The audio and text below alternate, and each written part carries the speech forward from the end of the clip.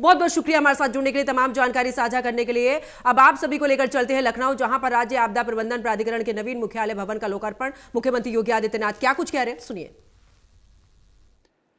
तो न हम उस पे बोझा बनने दें और न सिस्टम को उसे अपने ऊपर बोझा बनने देना चाहिए।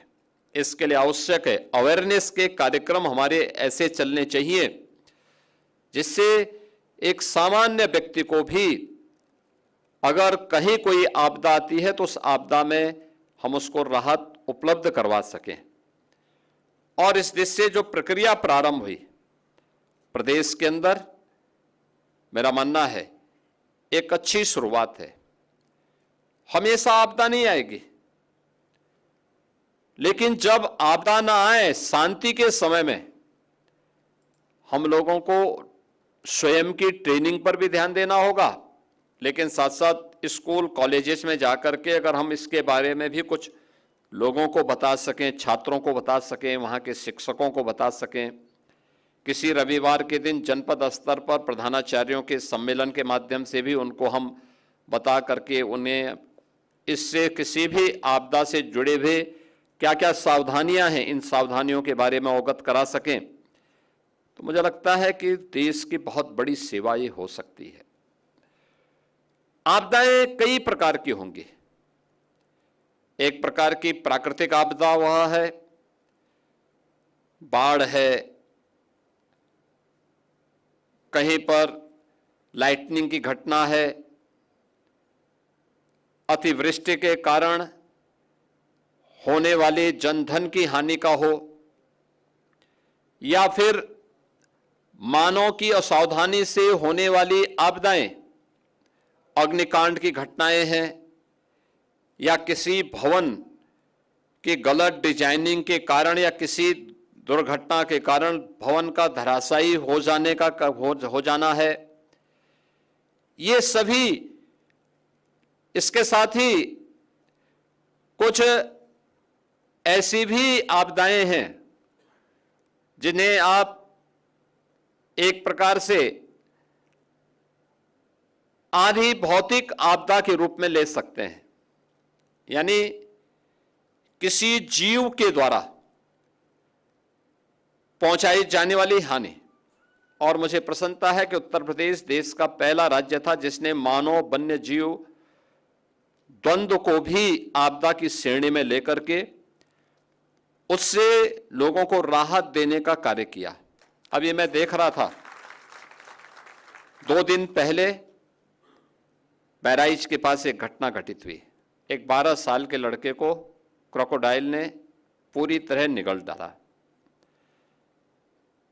अगर हम थोड़ी सावधानी बरतें, लोगों को पहले से पता है कि क्रोकोडाइल के प्रति कौन से क्षेत्र संवेदनशील है।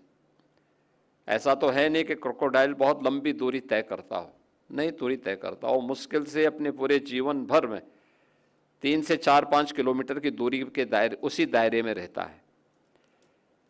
उसके उस लक्षण के बारे में हमें जानकारी है,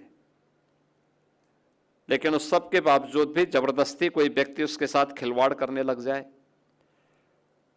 हम लोगों को उसके बारे में बताएं ना, उसके बारे में कोई अलर्ट वहां पे जारी ना हो। लोग वीडियो बनाते रहते हैं, लेकिन कोई भी उसके बारे में बचाव के लिए या वहां न जाने के लिए लोगों को हिदायत नहीं दे पाते हैं। 12 साल की उम्र क्या होती है, लेकिन उस बच्चे को क्रोकोडाइल निगल गया।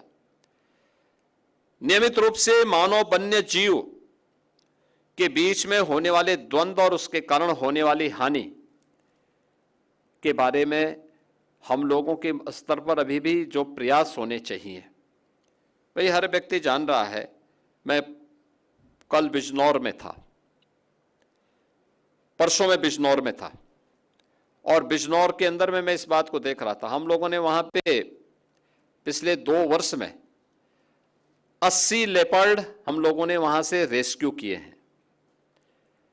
मैंने वहां पूछा लोगों से, मैंने कहा इतने बड़े पैमाने पे लेपर्ड यहां कैसे आ गए?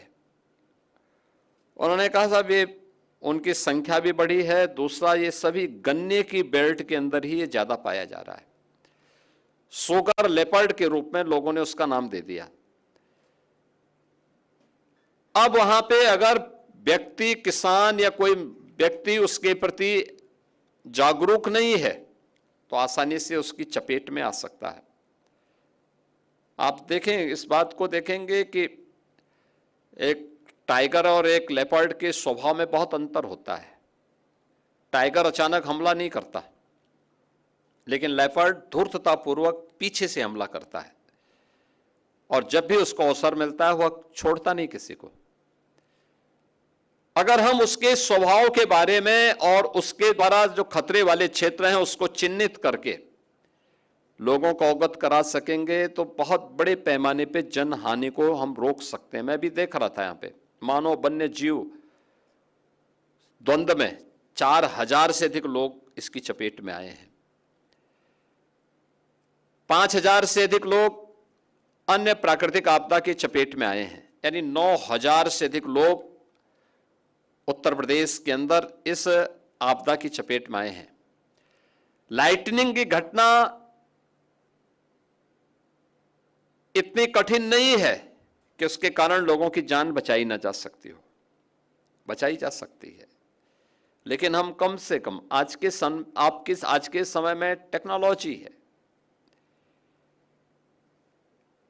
और टेक्नोलॉजी का बेहतर उपयोग करके हम लोग कम से कम 1.5-2 घंटे पहले भी उस सिस्टम को विकसित कर सकें कि कौन सा ऐसा एरिया है जहां पे लाइटनिंग की घटना होने वाली, आकाशीय बिजली गिरने वाली है, और वहां पर लोगों को इसके बारे में बता दें कि वे पक्की छत के नीचे चले जाएं, खुले आसमान के नीचे वे स्वयं भी न रहें, अपने पशुओं को न रखें, पेड़ों के नीचे भी न रहें। यानी सामान्य सी घटना है।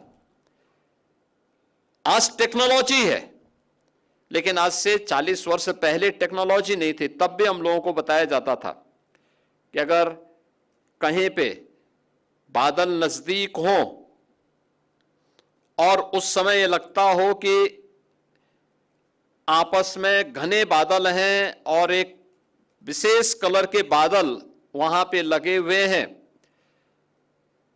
उन स्थितियों में सावधानी बरतने की आवश्यकता है। सावधानी क्या बरतनी है उसके बारे में बताया जाता। खुले आसमान के नीचे नहीं रहना है, कोई लोहे या किसी धातु से जुड़ी हुई सामान को लेके नहीं चलना है, पेड़ों के नीचे भी खड़ा नहीं होना है। क्या करना है, पक्के भवन के नीचे उस दौरान शरण ले लेनी है। लेकिन हम लोगों ने इस दौरान नहीं बताया। मैं देख रहा था अभी पिछले दिनों एक ही दिन में यूपी के अंदर